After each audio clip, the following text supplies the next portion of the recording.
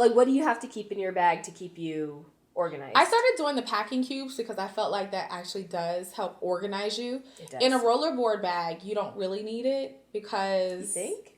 Yeah, you just roll up everything and put it in your suitcase.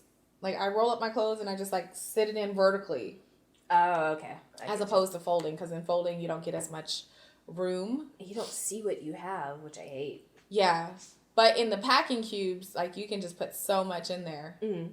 Normally, my toiletries, when I get to the bathroom, I take a cup, I put my toothbrush, my toothpaste, I flip everything up, and then I just start sitting it. I do wonder if I should travel with, like, a little tray that I kind of just put my stuff on in the bathroom. Mm-hmm. Like a little polyurethane tray that I can just roll out and put my stuff on. So for things like that, I just always get the glasses or the mugs they have, bring them into the bathroom. Mm-hmm. Then I do like one that has all my makeup brushes, and then I do another that has like mascara, concealer, things like that. Just all of like my tubes. And then I do a third that has my face wash, toothpaste, and toothbrush.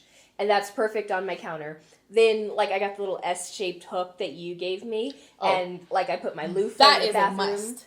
So must good. In your suitcase. You must have the Ikea little over S-shaped hook. You can put your loofah on it. You can put your towel on it. If you're in a hostel, you can hang your little towel that has the loop on it. You can put your bonnet on it. You just hang all kinds of stuff up there. I love it. It's like a necessity. I have it all the time.